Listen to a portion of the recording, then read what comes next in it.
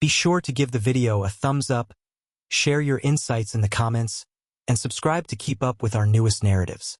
That night took me by surprise, transforming my perspective in ways I never anticipated.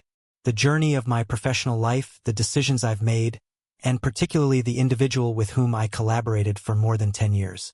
Yet, there are instances that catch you off guard, revealing themselves like a flawlessly orchestrated melody, each tone resonating profoundly within your soul. It began like any other evening.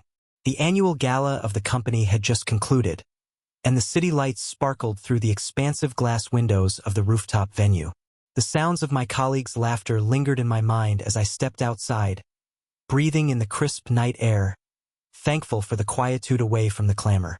The slight pinch of my heels served as a reminder of the long hours I had spent standing and smiling. As I was about to leave, I glanced back at him, James Carter, the man who had been my boss for the last 12 years. With silver at the temples and a sharp dress sense, he carried himself with the poise of someone who had crafted his success from the very beginning. At 61, he maintained his usual composure and control, yet there was an unmistakable shift in his expression that evening. Just stepping outside for a breath of fresh air, I said, giving a faint smile. The celebration was truly remarkable. He moved next to me, hands buried in his pockets, his typical commanding presence mellowed by the warm light of the street lamps. It was indeed. To be frank, these events don't quite resonate with me. I let out a soft laugh. Humorous. Each year you bring them together. It's simply business, he remarked, tilting his head slightly in my direction. It appeared that you genuinely found pleasure in the experience. I simply shrugged. I guess I've mastered the role. He chuckled softly, and for a brief moment, we lingered in a serene quietude. The city buzzed with life, yet in that fleeting moment, it was solely the two of us, standing together, free from the rigid confines of the workplace. Then arrived the words I had not anticipated. He confessed that he wasn't quite prepared to head home just yet. Would you like to accompany me for a drink? There was a moment of uncertainty. It was quite common for us to converse beyond work hours, engaging in late-night discussions and strategy sessions that extended into the night. Yet this seemed distinct. His tone carried an unspoken weight, a subtle shift that quickened my pulse ever so slightly. Absolutely. At last I spoke up. Why not indeed? We strolled down the street, leaving behind the dazzling towers of downtown and venturing into a more serene part of the city. He guided me into a cozy lounge, dimly lit, where soft jazz floated gently through the air. It was a location that exuded a sense of eternity, remaining unscathed by the hurried pace of the external world. As we nestled into a cozy corner booth, he relaxed his tie, a rare sight that caught my attention. He gazed at me, truly gazed at me, as though perceiving me from an entirely fresh perspective. You've been with the company for quite some time, he remarked, swirling the amber liquid in his glass. It has been 12 years, I acknowledged with a nod. Have you ever contemplated how life could have unfolded had you taken an alternate route? His inquiry took me by surprise. Are you inquiring whether I have any regrets about my decisions? He shook his head in disbelief. No regrets, simply a matter of curiosity. Have you ever contemplated the paths left unexplored? I released my breath gently. It seems that everyone experiences this at one time or another. Yet, I've always held the conviction that each choice, each path we follow, guides us precisely to where we are destined to arrive. He smiled at that thought. That's a thoughtful perspective. We engaged in a deep conversation, truly connecting, for the first time in years. It's not focused on tasks, not on timelines or financial summaries, but on existence itself. He recounted his formative years, the challenges of establishing the business, and the sacrifices that accompanied the journey. I revealed fragments of my being, the aspirations I once held, the experiences that molded me. Time became indistinct. One drink led to two and then three followed. In that moment, as we shared memories and laughter, the atmosphere around us transformed. He extended his hand over the table, his fingers lightly brushing against mine, tentative and exploring. I remained steadfast.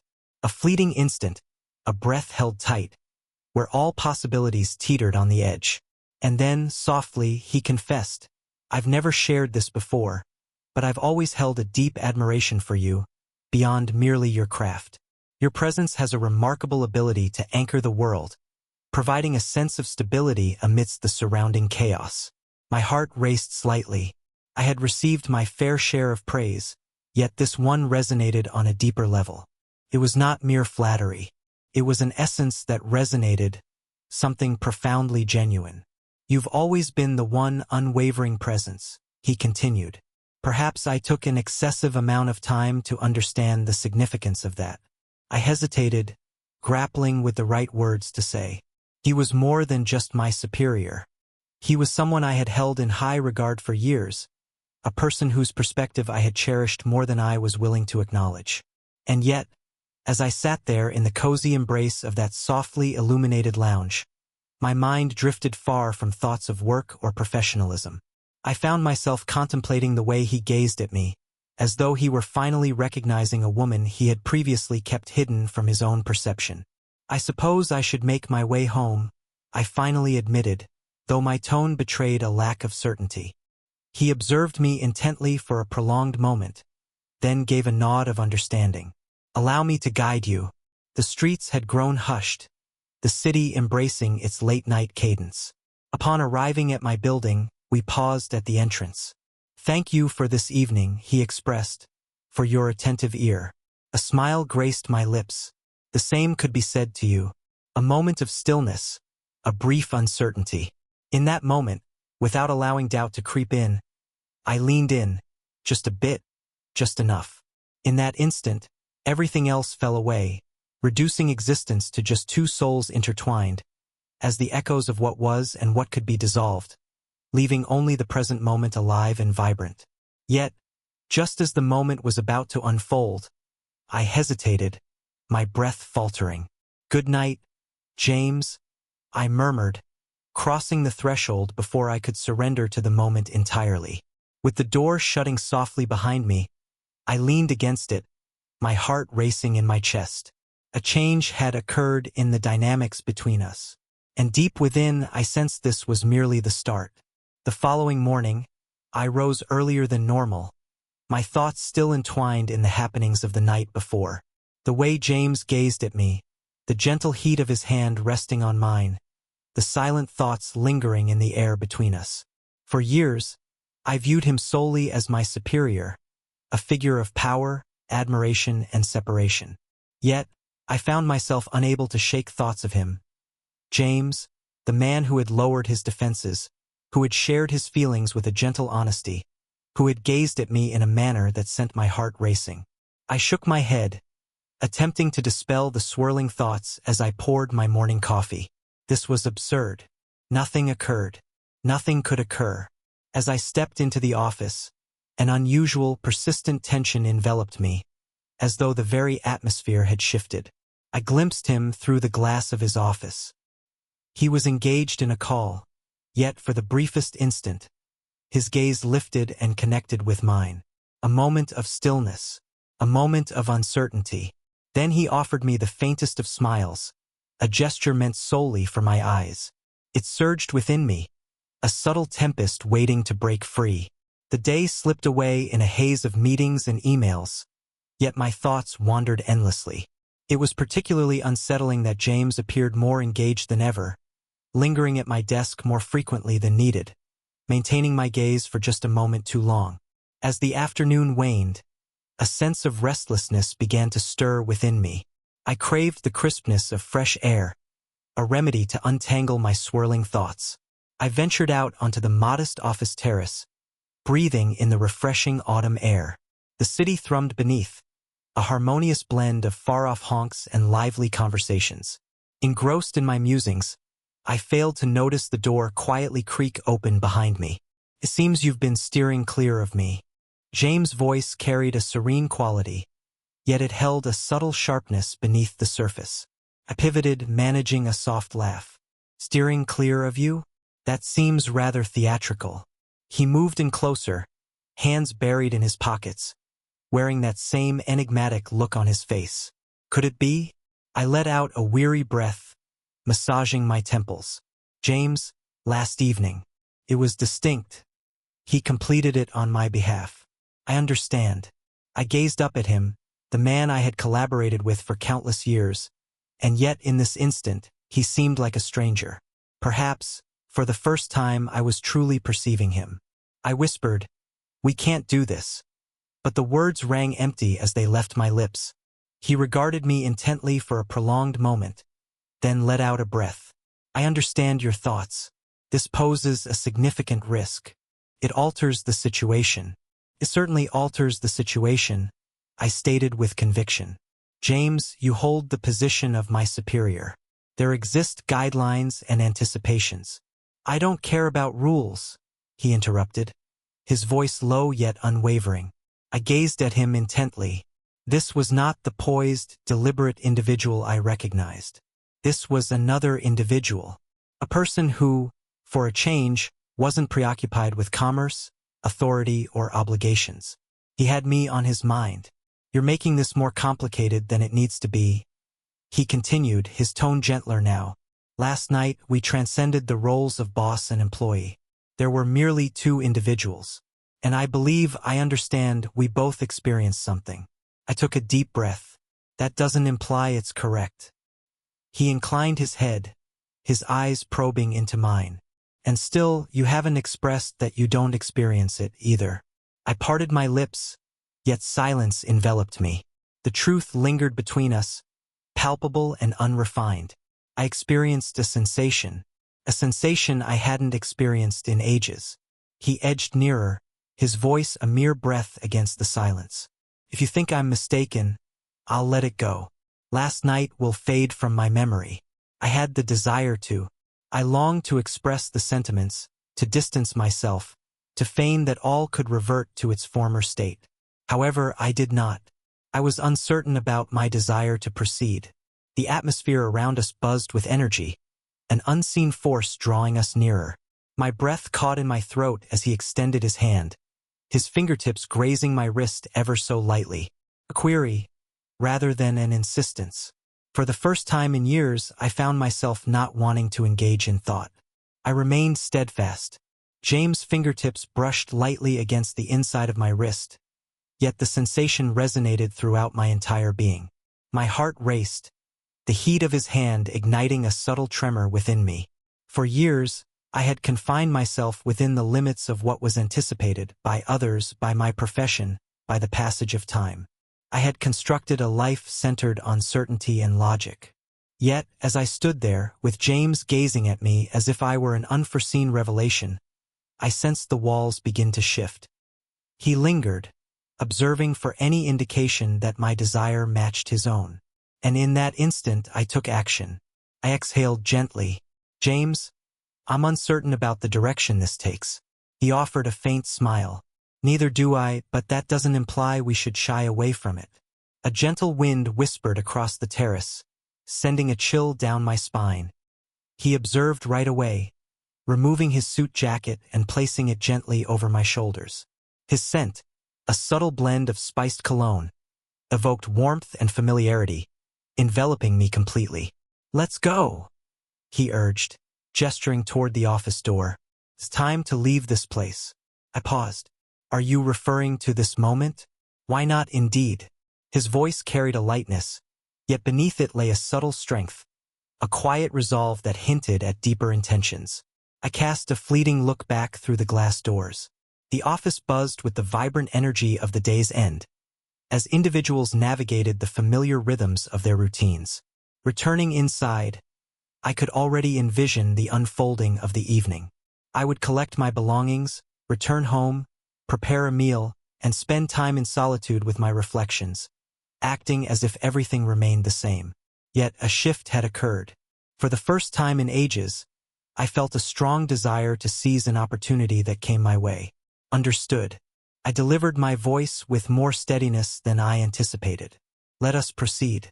We found ourselves in a serene, softly illuminated eatery just a short stroll away, a setting where the melodies lingered softly and the servers communicated in whispers. James ordered a bottle of wine, and with the first sip warming my throat, I began to feel a sense of relaxation wash over me. As I placed my glass on the table, I inquired, what precisely is our purpose here? He reclined, observing me with that same inscrutable look he consistently wore in the office. Yet this evening, an additional presence lingered in the air. To be frank, he swirled his wine, observing how the rich crimson liquid danced in the light. I longed for a place with you where we could be our true selves. I gulped. Imagine. He locked his gaze with mine. That final evening held no significance. The words settled in the space between us, weighty and undeniable. I parted my lips, seeking the perfect words to express myself. Yet this time I felt no urge to tread lightly. I preferred not to dissect each word before it escaped my mouth. I let out a breath. Indeed, it did. A brief glimmer of emotion crossed his features, perhaps a sense of relief or something more profound. We engaged in conversation for hours following that. It's not focused on tasks or obligations, but rather on our connection. I shared with him thoughts I hadn't voiced in ages. How I had dedicated so much time to prioritizing my career.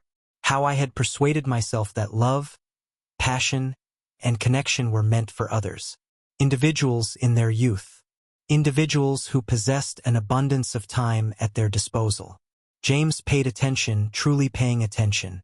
As silence enveloped the space between us, he extended his hand across the table, his fingers grazing mine in a gesture both understated and intentional, causing my breath to hitch. You're not the only one feeling that way, he remarked, and I placed my trust in him. As we departed from the restaurant, the city had settled into a serene hush. The streets shimmered under the gentle amber light of the street lamps, while the distant murmur of traffic broke the stillness that enveloped us. We strolled for some time, both reluctant to part ways just yet. At the crosswalk, he paused and looked back at me. He spoke gently, expressing his desire not to hurry this along. However, I also refused to act as if this is insignificant. My heart raced. James. He let out a soft laugh, shaking his head slightly. I understand, it's intricate. I released a soft, airy chuckle that barely scratches the surface. We lingered in that moment, the bustling city swirling around us, but it felt as if we were the sole inhabitants of the universe.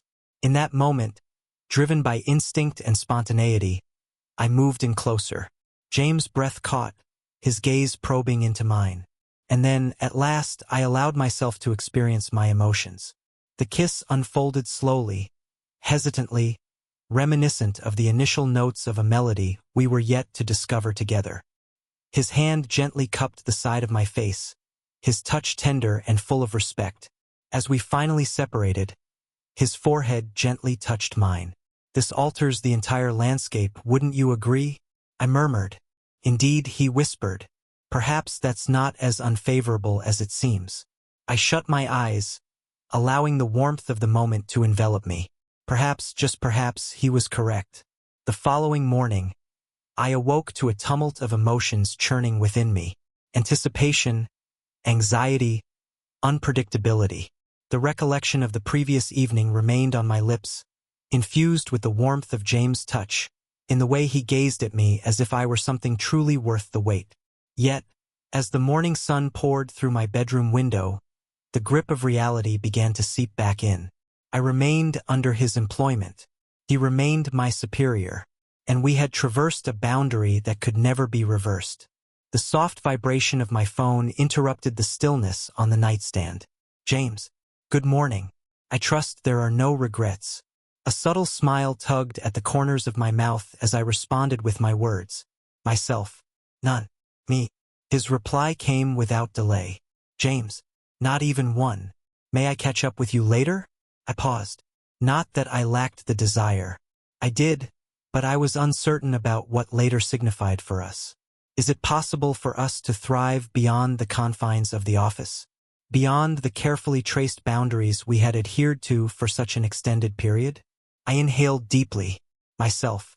Absolutely, but let's have a conversation first. That evening, we gathered at a serene park on the outskirts of the city, far removed from the clamor and the scrutinizing gaze of the workplace. James was already there when I got there, casually leaning against a bench with his hands tucked into his pockets. As I drew near, he lifted his gaze, and I noticed a gentleness in his expression that was unlike anything I had witnessed before. "Greetings," he remarked. "Hey," I replied, taking a seat next to him. For a brief moment, we simply lingered, observing the warm glow of the setting sun as it danced through the branches of the trees. Then I began to express my thoughts. "James, I must find out. What are the next steps from this point onward?" He let out a breath, as though the question had been lingering in the air, just waiting to be asked. He confessed that he didn't possess all the answers. "However, I am clear about what I wish to avoid. I wish for last night to be acknowledged, not something we sweep under the rug." I nodded with deliberation. "I feel the same way." He faced me. "Let's steer clear of rules or expectations. Let's focus on our journey together, in whatever form that may take." I gulped. "What about work?" He let out a gentle laugh. "This won't impact your professional journey.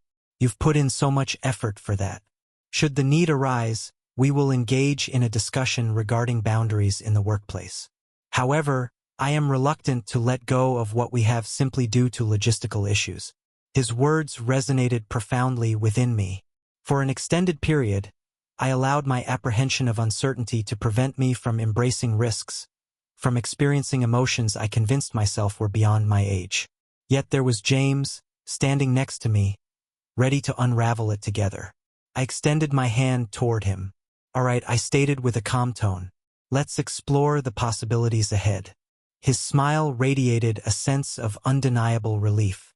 As he drew me into a slow, lingering kiss beneath the dimming glow of the evening, a realization washed over me. This was a night that transformed into something truly memorable. A fresh start unfolded before us.